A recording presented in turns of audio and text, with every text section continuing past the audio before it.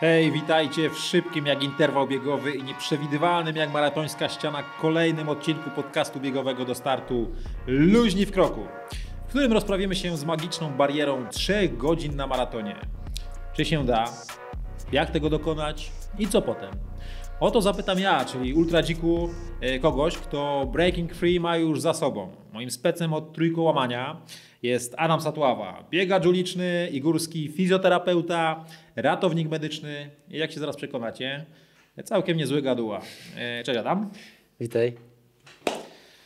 Adaś, na początek, żeby wszyscy wiedzieli, z kim tutaj tańcujemy dzisiaj w tym programie, podaj mi ładnie życióweczki swoje na półmaraton, maraton i na dyszkę, proszę pana.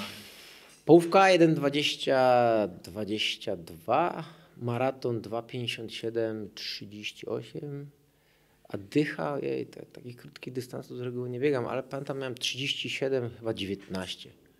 No kiedyś musiałeś zacząć od tej dychy biegać, żeby dojść do maratonu poniżej 3 godzin. Tak, ale to już tak, troszkę temu było. Już. No dobra, no to jeżeli już mówimy tu o twoich osiągach, jako że będziemy dzisiaj dyskutować o breaking free, czyli o łamaniu 3 godzin na maratonie, co nie jest dosyć łatwe, bo trzeba biec tempem. 4:15? Nawet poniżej, nie? Nawet Także poniżej. żeby dobiec na pewno to tak 4:14 najlepiej. Tak. Dokładnie. Więc no jest to tempo zacne. Nie dla każdego dostępne. Zrobiłeś, mówisz 2:57, tak? Jaki cel następny? 2:48. Czyli tempo? Poniżej 4 minut. Czyli takie breaking four znowu Takie będzie, tylko że na tak. tempo teraz. Tak naprawdę to chyba teraz dopiero tak mówię, jak te 3 godziny się udało złamać, tak mówię, kurczę, jaki bym realnie chciał mieć ten czas na tym maratonie. No i tak sobie pomyślałem, że jasne, można i biegać 2:20, 2:30 i tak dalej, natomiast to chyba raczej nie dla mnie, przynajmniej nie mam takiej potrzeby, natomiast wydaje mi się ten czas poniżej tych 4 minut na kilometr, to już tak ładnie brzmi. Tak, no czas w ogóle poniżej 3 godzin na maratonie to jest naprawdę czas zacny. Jak statystyki mówią, zaledwie 5% uczestników maratonów kończy maraton, czy kończy bieg w czasie krótszym właśnie niż te magiczne 3 godziny. Więc gratulacje dla Ciebie, że udało Ci się. A za którym podejściem? No to jest dobre pytanie, bo ja tych błędów popełniałem dosyć sporo, zanim w końcu, że tak powiem, zmądrzałem i zrobiłem to tak, jak to powinno wyglądać. 4, chyba za 5. próbą mi się dopiero udało zrobić to, co miałem zrobić. Czyli widzicie, wytrwałość, jeszcze raz wytrwałość, nawet jak się nie udaje, to idziemy po swoje. Dobra, jeszcze może na pewno tutaj otrzemy się o Twoje doświadczenia, ale porozmawiajmy ogólnie o tym, jak tego dokonać. Zaczynamy biegać, zaczynamy pierwsze maratony, no i zamarzy nam się trójeczka. Przede wszystkim motywacja. Na co mi ta trójka? Jakie są powody, jakie znajdujesz motywacje u siebie, albo jakie byś komuś polecił motywację i nastawienie, żeby tego dokonać? No bo to jednak, tak jak sam mówisz, 5 podejść to nie wiem, ile trwało to latami u Ciebie, no ale tak 5 podejść do maratonów, to według mnie to praktycznie z 5 lat.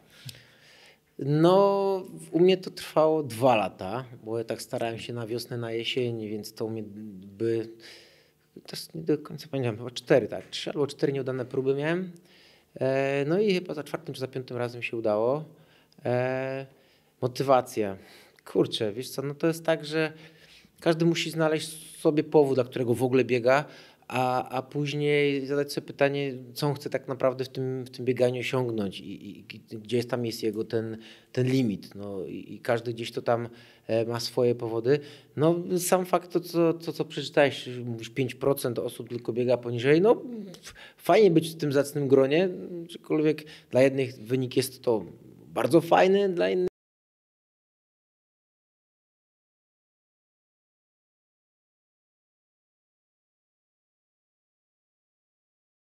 Naprawdę to jest zacne tempo i pamiętajcie też, że mówimy o nas, czyli o biegaczach, którzy nie są profesjonalistami. My nie poświęcamy życia całego bieganiu, tylko mamy swoją pracę, mamy swoje jakby zadania tutaj domowe, rodzinne, a po prostu bieganie to jest nasza pasja, więc to jest fajne, że bardzo dużo właśnie takich, mówi się na nich profesjonalni amatorzy i myślę, że na Ciebie też można bez problemu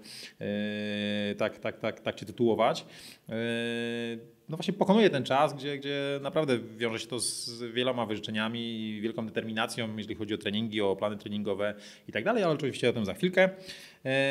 Więc właśnie, jak się do tego zabrać?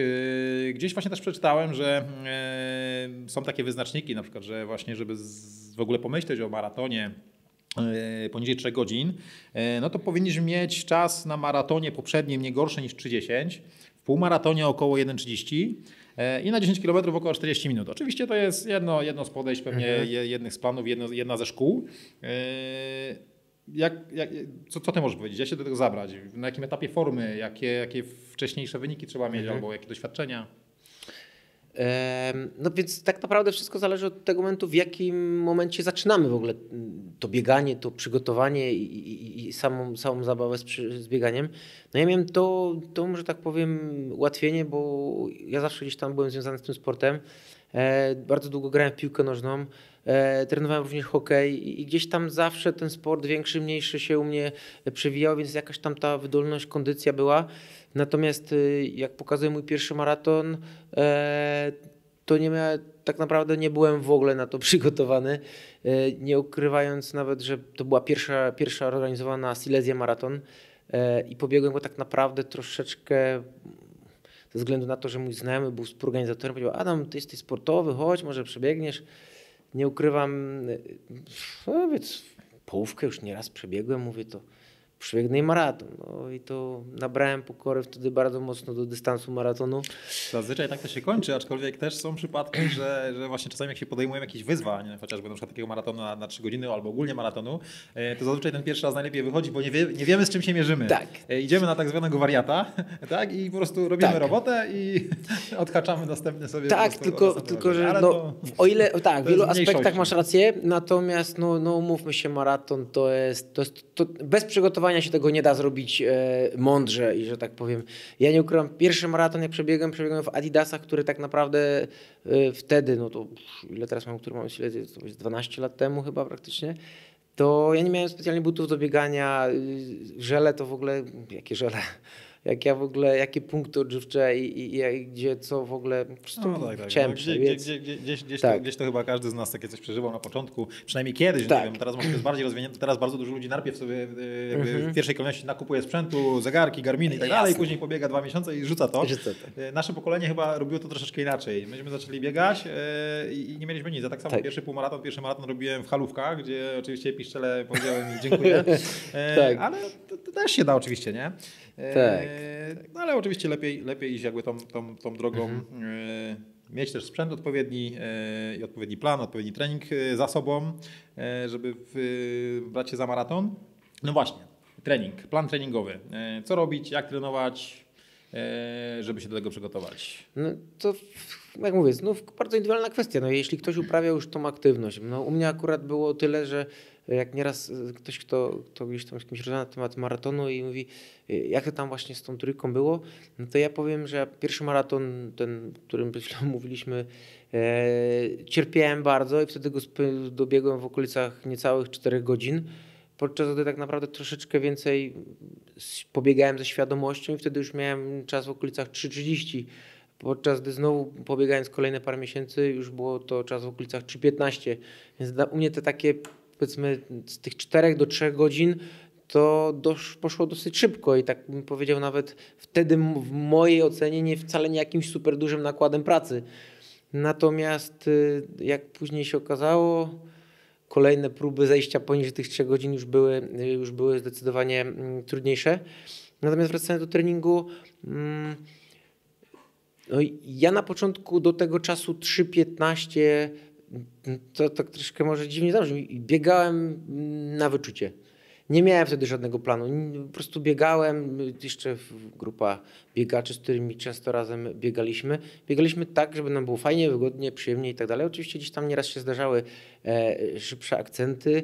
Akurat w moim przypadku bardzo często trening interwału następował dalej grając w piłkę nożną. Więc u mnie to jakoś tak szło torowo, że te interwały plus te treningi doprowadziły do tego, że bez trenera, bez jakiegoś większego gdzieś tam nakładu planowego, no się udało do tego momentu dojść. No, ale jednak te objętości pewnie treningowe były troszeczkę większe niż na przykład przygotowania do dyszki. Czy No nie, do to na maratonu, pewno tak. No patrząc na, dokładnie już nie pamiętam jak to było, kiedy to były te pierwsze próby, bo to już było parę lat temu, natomiast rzeczywiście objętości, i pamiętam jak dziś, gdy jeszcze nawet dobrze zegarka nie było, nikt tego nie mierzył i pamiętam, liczyłem sobie, to tam było właśnie 60, 80, ja pamiętam, to już było taka ilość, to już jest oj. Mówimy o kilometrach na tydzień. Na tydzień, tak, 60-80 No właśnie kilometrów. też gdzieś właśnie przeczytałem, że zalecana jest taka 60 do 100 km na tydzień objętość, jeżeli chodzi o przygotowanie treningowe. Aczkolwiek oczywiście, tak jak zawsze powtarzamy, jest to sprawa jak najbardziej indywidualna danego planu, danego trenera i dla danej osoby, jak się będzie przygotować. Co jest taką ciekawostką też może dla kogoś, kto się nie przygotowuje do maratonu i myśli sobie, tak jak ja myślałem na początku, że jak chce szybciej biegać i to trzeba jak najwięcej, szybciej na treningach biegać. Otóż nie. Praktycznie większość planów treningowych do maratonu nie przewiduje biegu dłuższego niż 40 km niż maraton. Tak. Może tu oczywiście może mnie poprawić, nie wiem, to jest około 30 km, 30 paru tak, najwięcej w jednostkach treningowych. Więc to wcale nie jest tak, że żeby brać się za maraton, to ja już muszę ten maraton mieć zrobiony na treningu, nie? Tak. No to rzeczywiście jest to troszkę to się różni i wbrew pozorom ja też tak robiłem bardzo długo. Trenujemy po prostu za mocno. Musimy pamiętać, no teraz mogę się wyłączać, bo trochę już sam sfrustrowany tą sytuacją mówię, kurde, co jest nie tak? No przecież trenuję, biegałem niemal 100 km w tygodniu. Starałem się o wszystko dbać, a jednak zawsze coś stawało mi na drodze i tych 3 godzin się nie udało. Mimo tego, że wiele osób wokół mówiło, jak ty możesz tego nie zrobić? Ty masz godzinę 24 na połówce, to przecież z palcem nie powiem gdzie powinieneś to zrobić, a zawsze niestety to przełożenie też nie jest takie 1 do 1. Tak? Połówkę mam tyle, to na pewno będę miał... No i więc właśnie... To tak się tego nie przeliczy, nie? Nie przeliczy się i zawsze właśnie gdzieś tam zastanawiam coś tu jest bardzo nie tak, że czemu mi to nie idzie. No i poczytałem troszkę o tym, no i później się okazuje, że rzeczywiście trening bodźcujący nas to powinien być 20 do 80% tego treningu, który nas powinien utrzymywać. Bo bardzo często no znowu przekonanie, im szybciej zrobię, im mocniej. Ja tak chcę dam w kość na treningu, to na pewno będę lepszy i tak dalej. Try hard, win easy, tak? Tak, no więc tak, jak to mówię, im trudniej na treningu, tym łatwiej na tym. No niestety to tutaj tak nie ma do końca przełożenia i bardzo długo gdzieś tam biegałem szybko, mocno, duże dystanse i wydawało mi się, no kurde, byłem takim mistrzem, tak jak to później mówiłem, jeszcze mistrzem na treningu, ale w zawodach cały czas kicha i jakoś te 3 godziny to nie umiem. No i rzeczywiście później zwolniłem, zacząłem biegać wolniej, mniej takich akcentów mocno dynamicznych i rzeczywiście ta proporcja, powiedzmy te 20% treningu rozwojowego do 80% utrzymania, czyli powiedzmy dla mnie to były na 6 treningów w tygodniu, no to 2 mocne, 4 takie naprawdę luźne, w pełnym komforcie treningi sprawiły, że no właśnie. No, to jest złota zasada jakby treningowa też, tak. Której się człowiek uczy dopiero chyba po latach, że żeby biegać szybciej, to trzeba biegać wolniej. Tak. I to faktycznie się sprawdza, bo jednak to ciało się przygotowuje do jakby bardziej wytrzymałościowo przez te długie treningi, więc biegajcie wolniej, żeby biegać szybciej. Proste. Czego tu nie rozumieć, nie? A powiedz mi, bo jako absolwent AWF-u w Katowicach uczą takich rzeczy na AWF-ie? Jak się myślę, bardzo, tak? Nie bardzo. Ja akurat kończyłem fizjoterapię, więc może na kierunkach trenerskich to tam jest to szerzej jakoś rozwijane i gdzieś tam na różnych specjalizacjach omawiane. Natomiast ja raczej to, co wiem na temat tego, jak biegać, to raczej... Co się dzieje, jak się źle biega albo się źle przygotuje do maratonu. Tak, czyli raczej na własnym doświadczeniu tak, wyciągnięte. Masz tych wszystkich herlaków, którzy po prostu na ścianie się rozwijają maratońskiej, o której za chwilę. Także raczej to wszystko wynikało gdzieś tam właśnie z gazet, z porad od osób, które gdzieś tam biegają szybciej, dłużej, bardziej doświadczone, gdzieś tam wyciąganie pewnych wniosków. Które nieraz wdrażanie w życie wchodziło różnie. Dokładnie. Dobra, lecimy dalej. Plan treningowy mamy, trzeba sobie dopasować do siebie, wcale nie za dużo jednostek, a odżywianie, regeneracja, o tym rozmawialiśmy w innym odcinku, ale może tak pokrótce w 3 słowach przypomnisz, czy to jest też ważne? No więc jeśli mówimy o procesie treningowym, no to tak, jest to ważne, natomiast ja nie ukrywam, ja długo jakby nie brałem tego pod uwagę. Ja tak jak mówię, do czasu 3.15 biegałem praktycznie bez żadnego planu, bez niczego, więc dla mnie ta suplementacja to było takie trochę... Po co mi to? Generalnie czas się mi poprawia, biegam sobie, nie będę się wtedy tak jakoś myśląc, jakąś chemią dodatkowo się suplementował, żeby jeszcze gdzieś tam robić sobie. Nie, jakoś byłem tego, natomiast no później rzeczywiście wchodząc troszeczkę w te wyniki coraz bardziej zbliżone do 3 godzin, czy też właśnie do godziny 20 na półmaratonie, no te suplementy pomagają nam przyspieszać tą regenerację naszego ciała, dbać o to, żeby jednak ta potencjalne ryzyko uszkodzenia w czasie tych biegów i treningów i tej dość dużej jednak objętości treningowej, żeby jednak ten organizm miał nie tylko wsparcie mojego odpoczynku, ale również troszeczkę takie dodatkowe, żeby to moje ciało miało jak najlepsze warunki do tego, żeby się rozwijać. A jeżeli chodzi o odżywianie podczas samego startu, jakieś stosujesz żele, odżywki, czy bardziej punkty żywieniowe i jedziemy z tym boksem? Nie, to właśnie tutaj generalnie to były jedne z podstawowych rzeczy, które sprawiły, że tych prób było tyle. Czyli były błędy żywieniowe. I tak, i generalnie jakby tak wyciągnąć podręcznik, podstawowe błędy, to ja bym chyba wszystkie mógł otaczyć, bo po pierwsze na początku troszeczkę zaniedbałem w ogóle żele odżywcze i nawadnianie poprzez błędy, które związane były, że zacznę sobie trochę szybciej. No więc połówka potrafiła wyjść dobrze poniżej godziny 30, a finał był wtedy dobrze powyżej 3.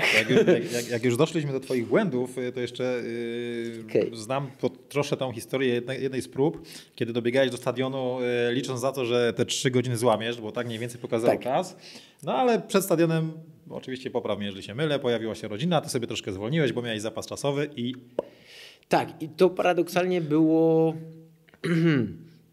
To gdyby ta próba udała się wtedy, to by było pierwsze podejście do złamania 3 godzin, by się udało. No więc... Czyli przeszkodziła rodzina. Czyli jeździmy na maraton bez rodziny. Oczywiście, przepraszam, rodzina Adama, wcale nie jesteście winni, to Adama wina.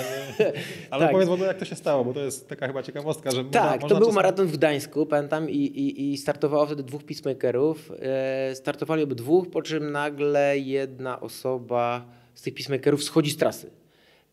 Akurat wtedy tylko trochę byłem zdziwiony, natomiast drugi bieg dalej, akurat mi było z nim, że tak powiem, bliżej, bo bieg koło mnie, gdzieś tam rozmawialiśmy nieraz w czasie tego maratonu, więc mi ten drugi peacemaker tak naprawdę specjalnie do szczęścia potrzebny nie był. Natomiast biegliśmy bardzo fajnie, wszystko było, zegarku, wszystko zgodnie z tempem. Natomiast jak się okazało na 32 kilometrze, peacemakerzy postanowili się zmienić, czyli ten kolega, który zszedł tam chyba po 10, wrócił na 32 kilometr, no i biegł dalej. No i właśnie, no i wtedy trochę zaczęły się problemy, bo jego zegarek trochę pokazywał co innego niż moje. No i tak biegniemy i wiele osób, które biegło z nami na złamanie tych 3 godzin, trzymało się tego. Oczywiście znaleźły się osoby, które powiedziały, kurczę, my chyba biegniemy za wolno. No ja nie ukrywam wtedy...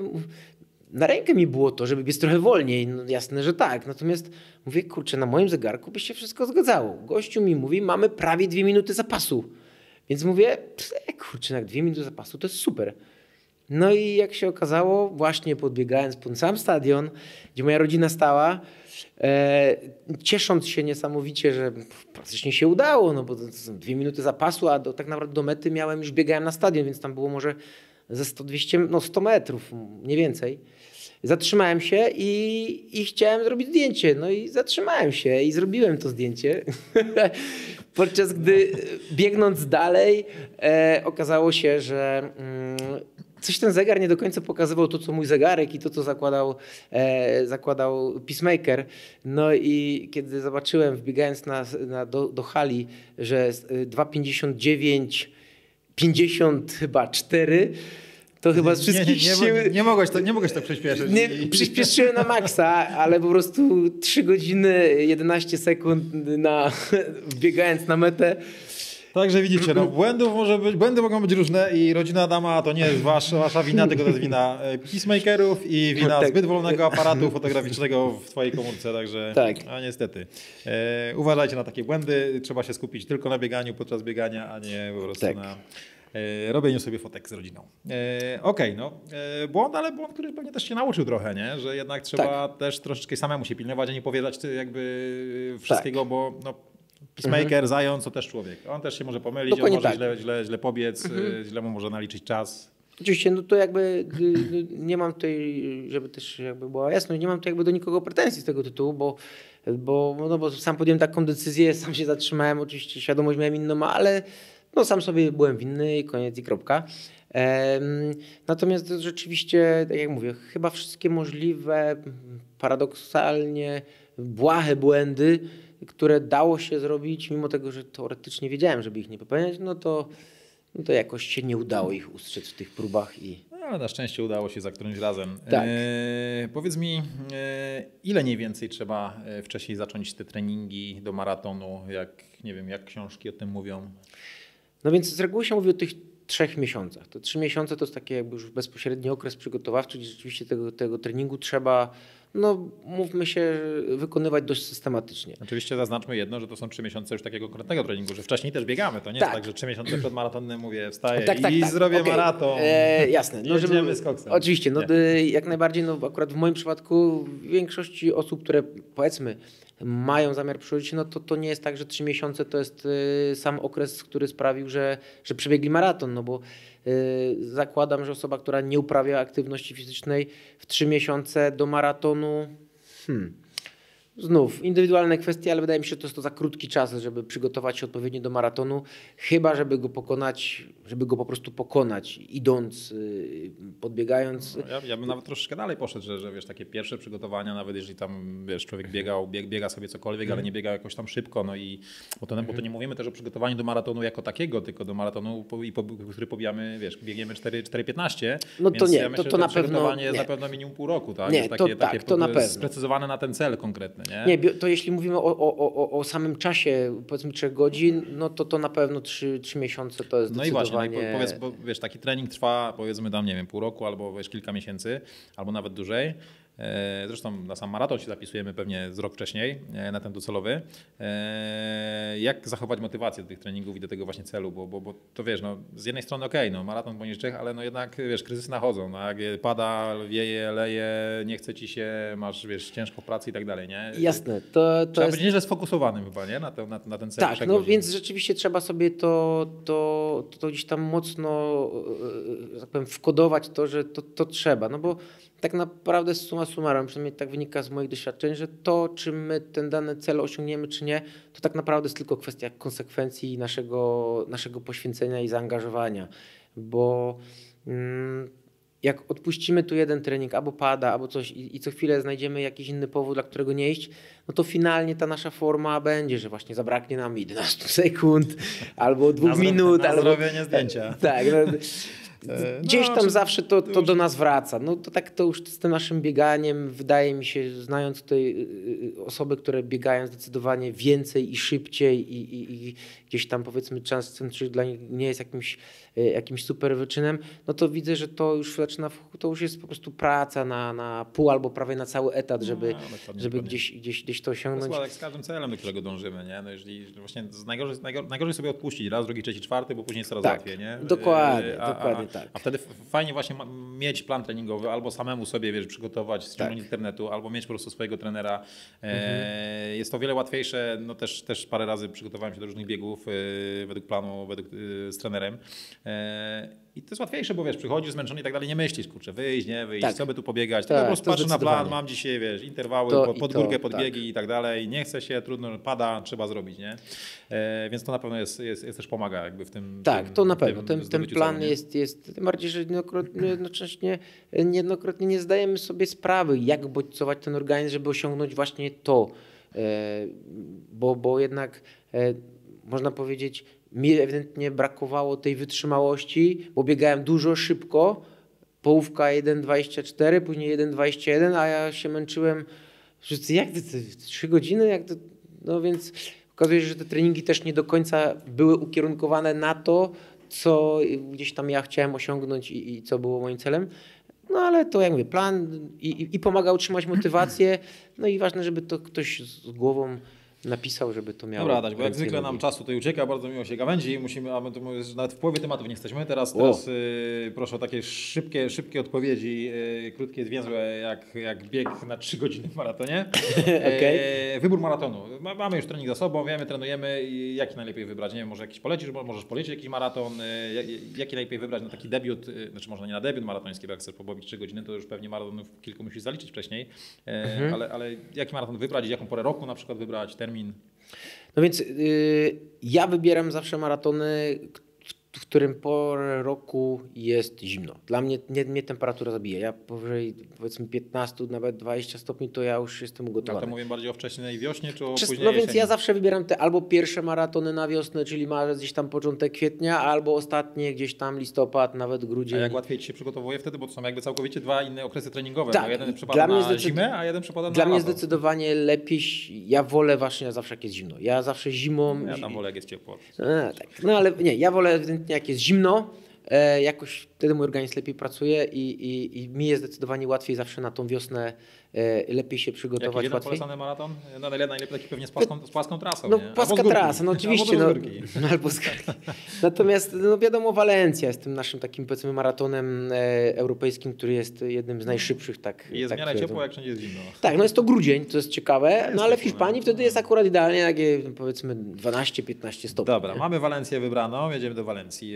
Trenujemy w lato. Nie, no to wtedy trenujesz w lato. Wtedy, No tak, nie? no. No ale to trudno, nie? Jasne. Okej. Dobra, tuż przed startem. Co robić, czego unikać? No więc Dzień, tydzień, godzina. najważniejszą rzeczą jest to, Na że... pewno kolejek do tej trzeba unikać. Tak, to tak. Natomiast, Sam.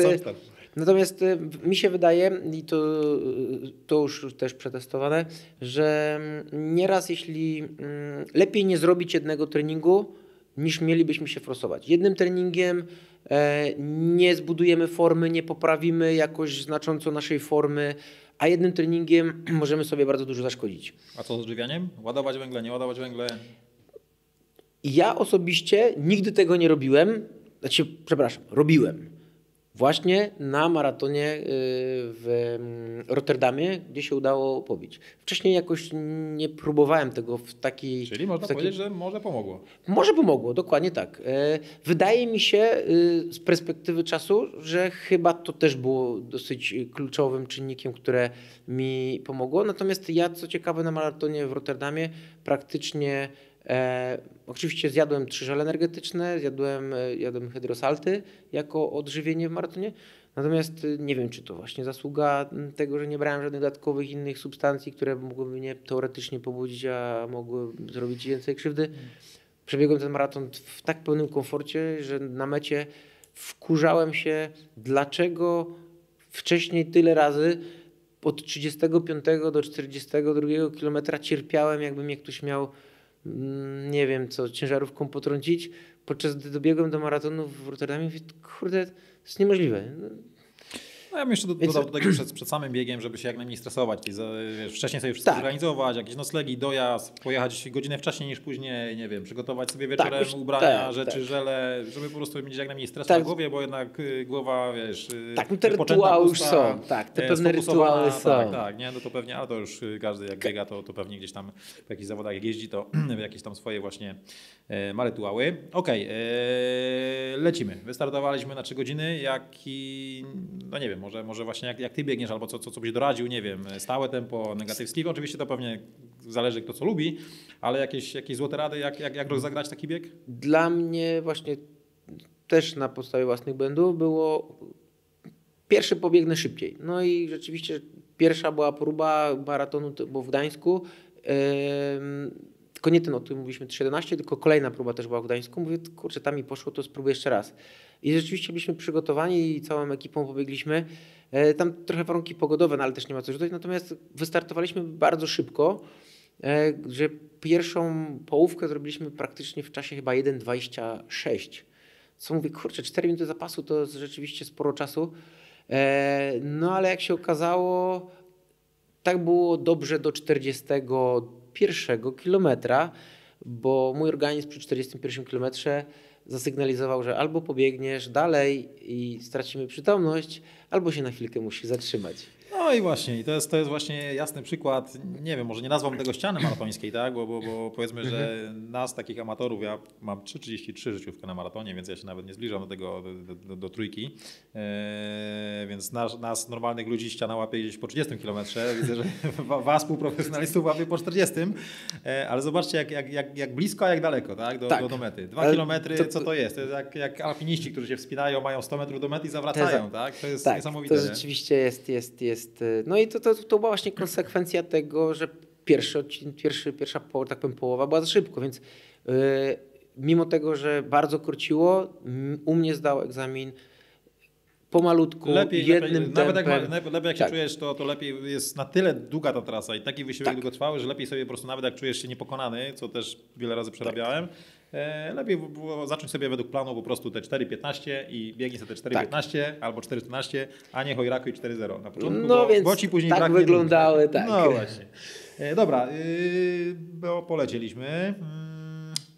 Nie udało się i co dalej, to już w sumie przerabialiśmy, co dalej. Po prostu zapisujemy się na kolejny maraton i próbujemy znowu. Więc to pytanie sobie darujemy. A złamaliśmy te 3 godziny. No i znowu, jakie to było uczucie, jak za którymś razem złamałeś? Pewnie jeszcze fajniejsze niż jak w ogóle dobiegniesz do mety. Tak, no generalnie to tak jak już sam wiesz, że to jest tak, że w czasie biegu, zwłaszcza też ultra, no to zadajesz sobie pytanie, co ja tutaj w ogóle robię. Nie, a tak naprawdę wbiegasz na metę i myślisz, kurde, dobra, następnym razem muszę tu przyspieszyć, tu zrobić coś i generalnie planujemy już kolejny... Tu oczywiście tak troszeczkę sprostuję też, bo wydaje mi się, że jednak walka w maratonie to jest po prostu te jakby 40 kilometrów ostrej walki i tam przez 40 km się zastanawiasz, co ty tu robisz. Tak. Bieganie ultra, przynajmniej moim tempem, to jest, no to gdzieś biegniesz na przykład cały dzień, coś takiego, to jest taka sinusoida bardziej, wiesz. Jestem niepokonany, co ja tu robię? Jestem niepokonany. No i oczywiście później na mecie jest wystrzał, tak? Tak, na maratonie tego nie ma. Na maratonie po prostu jest ciężka robota od samego początku. No nie, to rzeczywiście tu trzeba ustawić ten tempomat i gdzieś tam tymi nogami przewracać. Nie ma, tak jak mówisz, gdzieś tam znosy i upadki, bo gdzieś tam czasami na tym można sobie... Natomiast no generalnie zmierzam do tego, że czy to będzie maraton, czy jaki ten, to jest ten moment, w którym na pewno zadajemy sobie wiele pytań, po co, jak, dlaczego i tak dalej, po czym dobiegamy do mety i mówimy, dobra, następnym razem trzeba zrobić szybciej, lepiej i tak dalej. No więc tak samo jest po tym maratonie, który czy się uda, czy nie, trzeba zadać pytanie. Ja osobiście bardziej niż samą radość z tego, że udało mi się złamać te 3 godziny, zadawałem sobie pytanie, jak bardzo źle musiałem robić wiele rzeczy wcześniej, że te 4 próby kończyły się tak dla mnie, bym powiedział, nie do końca korzystnie. Ale jakby też te twoje plany na przyszłość pokazują właśnie, co człowiek myśli, no złamał te 3 godziny i co dalej. Takie też pytanie miałem, ale też odpowiedzieli mi praktycznie na samym początku, co dalej. No po prostu teraz się Adam zastanawia, jak złamać 2,48, tak? Czyli to jest poniżej 4. No to dlatego trzeba sobie dać większy łomot, większy wycisk i trochę tak. 2,48. Zrobić 2,48, to będzie myślał pewnie o 2,35. No. Okej, no to jest takie właśnie uzależnienie maratońskie. Ostatnie szybkie pytanie, bo niestety musimy dobijać do brzegu. A ile masz ogólnie maratonów za sobą, wiesz, czy nie wiesz? 20? Około 20 maratonów. 20 maratonów, z czego jakieś 5 czy 6 w walce o złamanie 3,0. No cóż, Adaś, wypłynęliśmy do brzegu tego maratońskiego. Do mety? Mam nadzieję, że ci z was, którzy planują złamać 3 godziny na maratonie, to sobie tutaj parę fajnych smaczków wyciągną z doświadczenia Adama i z jego wiedzy i z tego, jak po prostu bezwzględnie dążył do tego złamania 3 godzin, czegoż wszystkim wam życzę. No i co? Do zobaczenia, Adaś, na jakimś maratonie, tudzież znowu przed jakąś kamerą, tak? Jasne. Dzięki wielkie za spotkanie. Ja również dziękuję. Chylę czapeczkę przed wami na razicho. Dzięki wielkie. No to jak to jest z tym 3,0 na maratonie? Po pierwsze, 3 godziny na maratonie są w zasięgu prawie każdego. Jednak po drugie, każdy, kto chce się zmierzyć z breaking free, musi się do tego odpowiednio przygotować. Po trzecie, odpowiedni plan, determinacja i systematyczność to klucze do sukcesu. Po czwarte, jeśli chcesz dołączyć do 5% maratończyków sub-free, to patrz punkt 3. Po piąte, startując na 3 godziny, trzymaj się z góry ustalego planu, bo chojrakowanie na maratonie zazwyczaj kończy się na maratońskiej ścianie.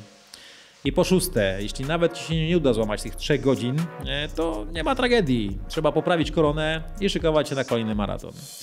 Dzięki za ten maraton słowny i do zobaczenia na mecie maratonu z 2 z przodu na zegarze. Tego wam życzy Ultra Dziku. Cześć!